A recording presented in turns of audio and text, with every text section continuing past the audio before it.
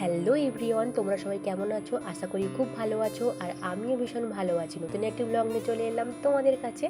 তো আজকে একটু সন্ধেবেলা রেডি হলাম আর যাব আমরা একটু খাওয়া দাওয়া করতে, রেস্টুরেন্টে যাব। তো প্রায় সময়ই মার হাতে রান্নাবান্না খাওয়া দাওয়া করি। তো আজকে ভাবলাম একটু রেস্টুরেন্টে যাওয়া যাক, মারও কিছু রেস্টের প্রয়োজন। বাড়িতে ঝামেলা হয়, এগুলো বানানোর অনেকটা টাইম দরকার হয়। আর এখন তো অনেকটাই সন্ধে হয়ে গেছে। ইভা ভীষণ দুষ্টু করছে বলে বাড়িতে আর কিছু বানানো হচ্ছে না, তাই আমরা সবাই মিলে যাচ্ছি রেস্টুরেন্টে। তো আজকে রেস্টুরেন্টে গিয়ে ভীষণ মজা করলাম। তো চলো, ইভাও ভীষণ মজা করলো। কন্টিনিউ তোমার দেখতে থাকো ব্লগটা। ইভা তার বাবার সাথে খেলাধুলো করছে আর সেই ফাঁকেই আমরা রেডি হয়ে গেলাম। আর বোন দেখো এখন রেডি হবে আর মাও রেডি হবে। এই যে শাড়ি বের করেছে, কটনের শাড়ি, মা এটা পরবে নতুন। তো আমরা পরে সবাই মিলে বেরিয়ে পড়লাম আর বাইকেই গিয়েছিলাম। তারপরে যে স্ট্যান্ডে নেমে পড়েছি, স্ট্যান্ড থেকে মাত্র 2 মিনিটের রাস্তা।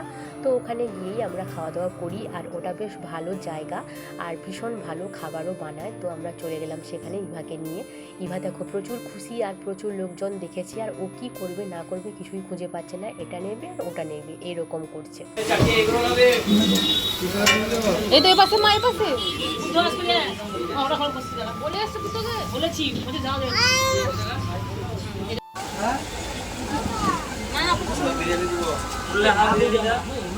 কে দিদি জল ফেলে দেবে দিদি, মুখটা ফেলে দাও। তোমরা কি যে বলে, আমি বললাম মুখ সরাও, ও ফেলবে আবার দেবা যে খাই যেটা জল হয়ে গেছে।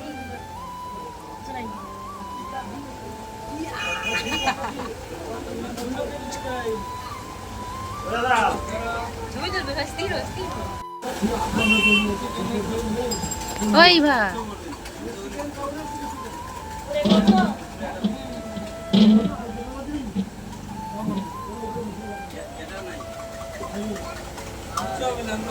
ইভার দুষ্টুমি দেখো, ওই কিন্তু একটা জায়গায় স্থির হয়ে বসছে না, এ চেয়ার ও চেয়ার করছে। ওকে কিন্তু আমি ধরে রেখেছি আর কি খাবে ওই জন্য মা জিজ্ঞেস করছিল। তো ইভার বাবা আর ইভার মিমি মিলে খাচ্ছে বিরিয়ানি আর আমি খাবো এগরোল, মা খাবে ভেজ রোল।